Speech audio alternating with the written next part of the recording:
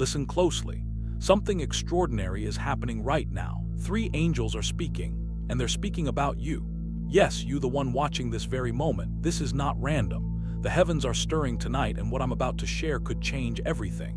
Can you feel it? That sensation in your chest? That's not anxiety, that's recognition. Your soul knows something powerful is unfolding. The message that found you.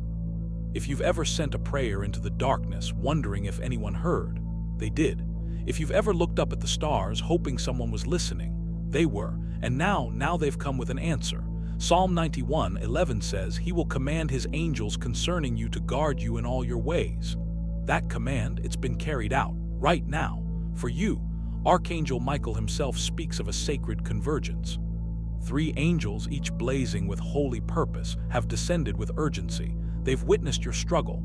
They've seen those nights you cried when no one was watching. They've counted every tear, and they come bearing revelation. Your eyes, windows to divine destiny, but here's what's fascinating. They're speaking about your eyes, not just as windows to your soul, but as portals of power, truth, and destiny. The light they see in you. It's not fading, it's rising. They call it your divine awakening. And friend, this is not entertainment. This is not just another video. This is divine alignment. You're standing at the edge of something sacred, a turning point. Everything is shifting beneath your feet. The pain you've carried, the weight that's been crushing you, it hasn't been in vain. Heaven heard, and now the response has arrived. The truth you've forgotten. The angels come to remind you of what you've forgotten. You are fearfully and wonderfully made, Psalm 139:14. You were never abandoned, you were never invisible, you are seen, you are chosen. A blessing unlike anything before is being prepared for you. A moment that will reshape your path, renew your spirit, restore what was lost, peace, clarity, joy, wholeness. These aren't fantasies, these are promises, and they're within reach right now. But there's one thing required: faith. As you step forward into this divine invitation, I want you to do something powerful. Type Amen in the comments as a sign of your acceptance. Let this be your sacred yes to the destiny prepared for you. And please stay until the very end, because we're going to close with a prayer that carries the very breath of heaven. A prayer that may be the breakthrough your soul has been crying for. The vision beyond sight now, as the 3 angels continue their divine message, they speak of something deeper than your circumstances. They speak of how you see. There's a kind of sight that goes far beyond the physical. It's not bound by light or limited by distance. It's the sight of the spirit, awakened by faith, refined by trials, aligned with heaven. The angels aren't pointing to your physical eyes. They're speaking of the vision of your soul. Because here's the truth: how you see, how you interpret your life, your pain, your delays will shape every step you take forward. Many people walk through life seeing only through the lens of what's happened to them. Regret colors their future. Disappointment dulls their hope. Fear narrows every possibility. But right now, the divine is extending a sacred invitation to see differently, to let go of human vision and receive spiritual clarity. When heaven opens your eyes, remember when Elisha prayed for his servant in 2 Kings 6:17. "Open his eyes, Lord, so that he may see." And suddenly the young man saw it, chariots of fire, heaven's army standing ready. Nothing had changed in the natural realm, but everything changed in the unseen. This is the vision the angels speak of. Eyes open not by logic, but by revelation. This divine sight discerns truth where others see confusion. It sees potential in chaos. It recognizes God's fingerprints in moments of silence. While others call it coincidence, you'll begin to recognize divine movement. And as your spiritual eyes heal, your entire being begins to align. Your thoughts sharpen. Your decisions gain peace. Your heart sheds fear and takes on the steadiness of faith, the transformation of vision. The angels are cleansing your vision now, not just wiping away sorrow, but transforming how you interpret every moment. Where you once saw delay, you'll now see preparation. Where you once saw rejection, you'll see redirection. Where you once saw loss, you'll finally recognize the shaping hand of mercy.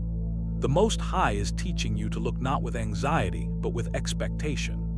He's clearing the fog of old wounds, unfulfilled hopes, and unanswered questions, so that you may walk forward with eyes full of light, a soul full of clarity, and a heart full of quiet confidence. For in His timing, every horizon becomes holy. The divine has not been blind as your spiritual vision clears.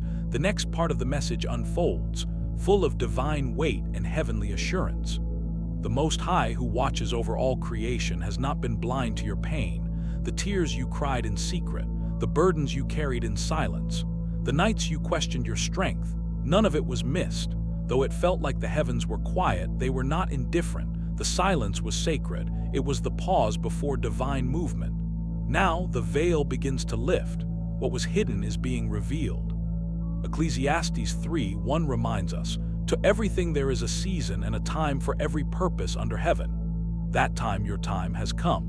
The three angels and their gifts, the three angels who have been sent, aren't merely messengers. They are manifestations of divine intent. Each one brings a specific outpouring from heaven. Together, they form a holy triad. The first angel, healing.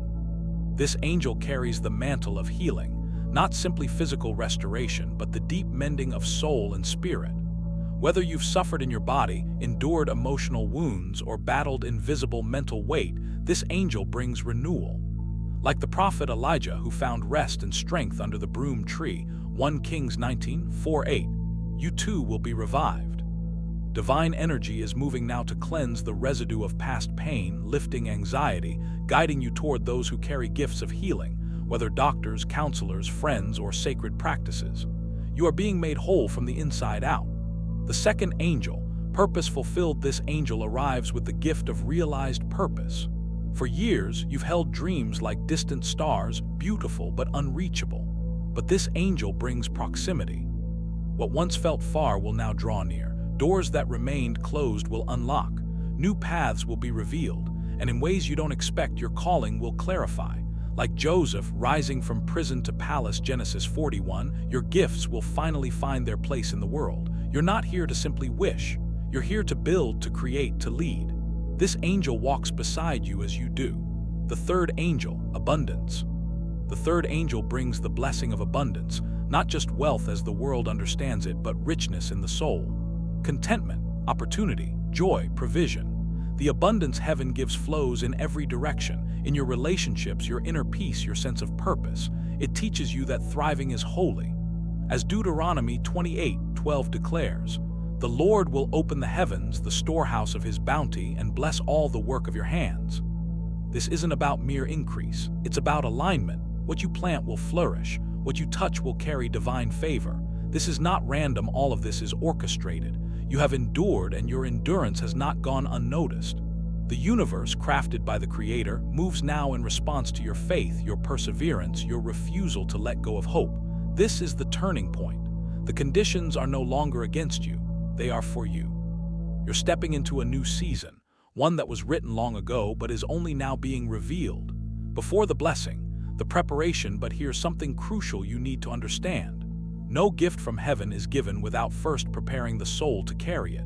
The three angels don't descend with treasures to scatter blindly. They come as guardians of sacred inheritance, charged not only with delivering but with refining. Before the overflow, there must be order. Before the miracle, there must be maturity. Luke 16:10 says it clearly. Whoever can be trusted with very little can also be trusted with much. This is the rhythm of heaven. God isn't just answering your prayers. He's shaping the vessel who will receive them. You. The first requirement. Release resentment. The first angel who brings healing requires that you first release the poison of resentment. You cannot carry both bitterness and wholeness. They war against each other. Healing flows only where the heart has softened. Just as Job's restoration came after he prayed for his friends, Job 42:10, your release of offense must precede your restoration. The second requirement. Integrity in waiting. The second angel, who brings fulfillment, asks for integrity in the waiting. Dreams fulfilled without discipline quickly become burdens. Look at David, anointed as king while still a boy, but refined for years in fields and caves before the crown touched his head. Why? Because calling without character will collapse. Fulfillment comes not when doors open, but when the soul is ready to walk through them. The third requirement. Stewardship. The third angel, who brings abundance, calls for stewardship. Remember the miracle of multiplication in John 6. It began not with a feast, but with a child's willingness to share 5 loaves and 2 fish. What you manage with honor, heaven multiplies with purpose. This isn't only about money. It's about time, relationships, resources, your very breath. Gratitude is not a reaction to abundance, it's the seed of it. The divine design in delay, many cry out for breakthrough yet resist transformation. But in God's order, transformation is the beginning of breakthrough. What feels like delay is often divine design. What feels like silence is often sacred training. The angels were never absent, they were waiting for alignment. Now the call is simple but runs deep. Prepare your altar. Clean not only your house but your habits. Sweep out the clutter of worry, anger, distraction. Make room for reverence. Make room for grace. Forgive the one who hurt you, not because they deserve it, but because you deserve to be free. Let go of control. Choose surrender. Replace anxiety with prayer. Choose stillness over striving. These aren't just acts of faith. They're signals to heaven that you're ready. For heaven never pours living water into cracked vessels. The call to awaken. And now, as the refining work of heaven continues, another invitation rises, gentle yet firm from the heart of the divine. Awaken. This isn't the kind of awakening the world speaks of. This is a holy stirring, a sacred call to remember who you are and, more importantly, whose you are. The Most High is drawing you out of survival and into purpose, not merely to exist, but to live fully aligned with the destiny crafted for you since the beginning. The energy surrounding you now is not coincidence, it's orchestration. The three angels, having prepared the blessings, now move to surround your life with divine power, not just to deliver, but to activate what already exists within you. Isaiah 60:1 declares, "Arise, shine, for your light has come, and the glory of the Lord rises upon you." This is your rising, breaking free from limitations. The limitations you've accepted as truth, the doubts, the unworthiness, the fear that whispered you weren't enough must now fall away. The divine has already decided you're worthy. You were never meant to beg for your breakthrough. You were meant to carry it. But for that to happen, your spirit must be open, not clenched in fear. Heaven can only pour into hands that are willing to receive. That means releasing every thought that says you're not ready. It means laying down the armor you've worn from years of disappointment and letting grace touch the places you've hidden. You're not being asked to control the outcome, only to trust the flow. The posture of surrender. Remember Mary, the mother of Jesus. When the angel announced what seemed impossible, she didn't strive or resist. She simply said, "Be it unto me according to your word," Luke 1:38. That posture of surrender became the gateway for the greatest miracle the world has ever known. Your surrender now creates space for divine movement. The angels are guiding you into a phase of release, where striving ceases and alignment begins, where you stop chasing and start receiving. The journey ahead will not be led by force, but by faith. Your part is not to manipulate the moment, but to cooperate with it. Not to demand, but to discern. The great shift, and as you come into harmony with the flow of the divine, things that once felt immovable will begin to shift. Delays will unravel, paths will open, the fog will lift. Where there was confusion, there will be clarity. Where there was exhaustion, there will be strength. The very weight that once threatened to crush you will become the soil in which your new life takes root. The Spirit isn't asking you to become someone else. It's asking you to return to who you truly are beneath the fear. Chosen, equipped, deeply loved. This is the moment, not to chase, not to force, but to rise softly, steadily, boldly into the life that's been waiting for you all along. Seeing with the heart. Now, as the soul aligns with divine purpose, a deeper awakening begins, not with noise, but with stillness. Not with striving, but with seeing. This is the final unfolding, the sacred shift from seeing with the eyes to perceiving with the heart. There comes a point in every chosen one's journey where physical vision is no longer enough. The eyes may show you the surface, but only the heart can interpret eternity. Heaven is calling you into that sacred vision now. You're no longer invited to merely observe life. You're being summoned to understand it through the lens of divine love. As Paul wrote in 2 Corinthians 4:18, "So we fix our eyes not on what is seen, but on what is unseen. For what is seen is temporary, but what is unseen is eternal." This is the vision of the heart, the ability to see purpose in pain, growth in the wilderness, beauty in brokenness. You were being sculpted. You were never just enduring. You were being sculpted. Your scars aren't shameful. They're sacred. They're proof that the darkness didn't consume you, that the trial didn't steal your light. The angels whisper now, "Don't curse the path that broke you open. It made room for revelation."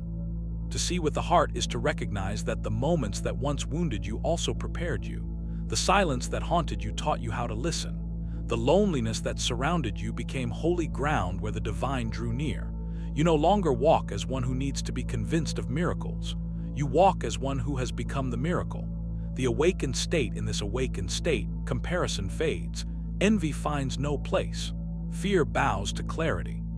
You begin to move not out of desperation, but out of quiet certainty. You stop reaching for validation because heaven has already stamped your life with purpose. You begin to understand that divine timing isn't delayed, it's deliberate. Like Esther prepared for such a time as this, Esther 4:14, you now realize that everything, every battle, every delay, every whisper in the dark was part of the preparation for this exact hour. You're no longer chasing the light. The light has found a home in you, so lift your eyes, but not just your eyes, lift your heart. Because this final awakening isn't about what's happening around you, it's about what has awakened within you.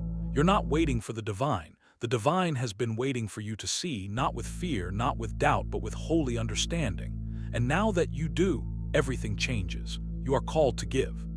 As the final echo of the angel's message resounds in the quiet corners of your soul, one last truth remains to be received. Everything you've walked through has not only prepared you to receive heaven's blessings, but to embody heaven's presence in the world. You were never meant to simply be a recipient of grace. You were designed to become a living extension of it. The journey you've endured, with all its hidden valleys and shadowed nights, wasn't wasted. It was sacred ground.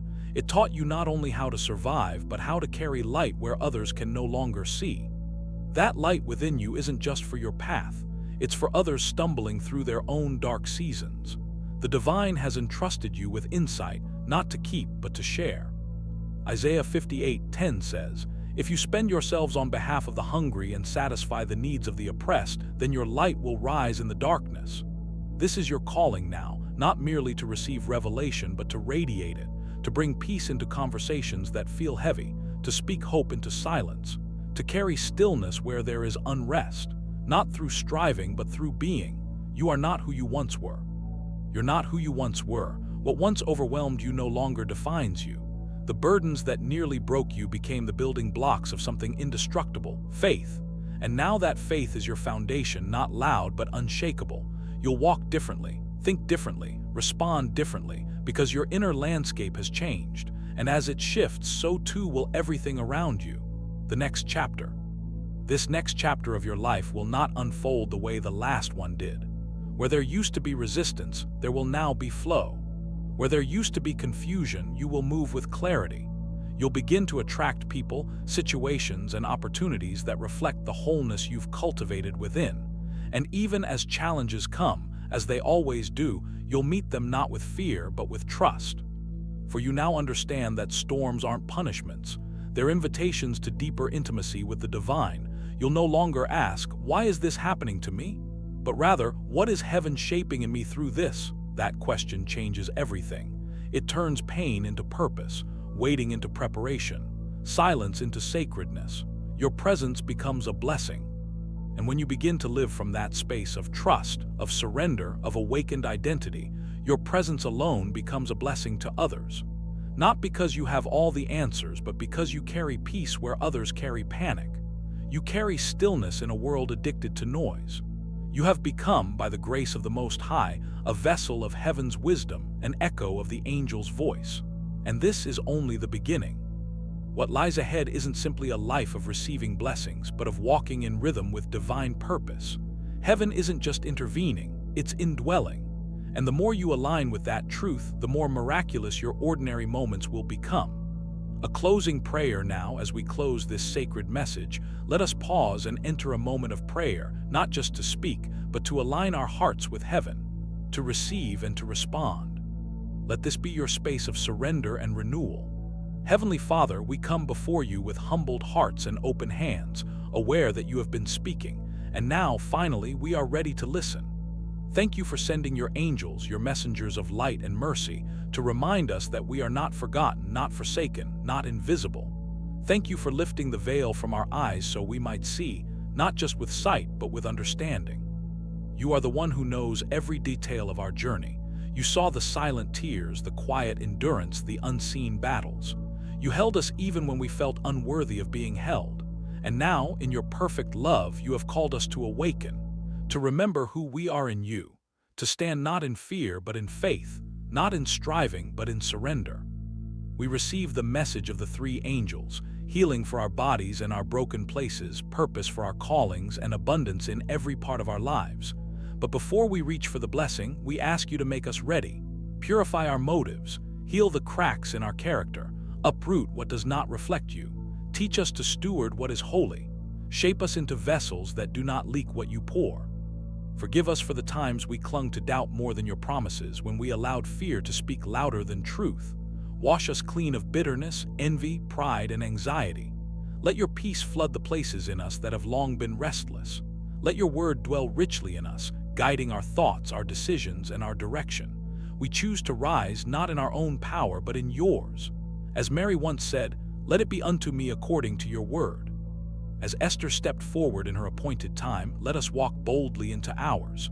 We declare that we are no longer chasing light. We are carriers of it. We are no longer begging for miracles. We are becoming living testimonies of them. Holy Spirit, lead us from this moment forward. Let every step be ordered. Let every delay be seen as design. Let every trial birth something eternal. May our lives glorify you in the quiet and the visible alike. We receive all that heaven is releasing, not as ones who demand, but as children who trust. Thank you for trusting us with this message. We will not take it lightly. In the name of the Most High, the one who was and is to come, Amen. Before you go, thank you for staying until the end and sharing this sacred space with us. If this message spoke to your heart, I invite you to leave a comment below and write, "I receive this prayer in faith." Let it be your response to heaven. And if you'd like to continue walking this path of light and purpose, don't forget to subscribe. We'll be here waiting with more words from above just for you. Until next time, go in peace, walk in purpose. And never forget, you are seen, you are chosen, you are deeply loved.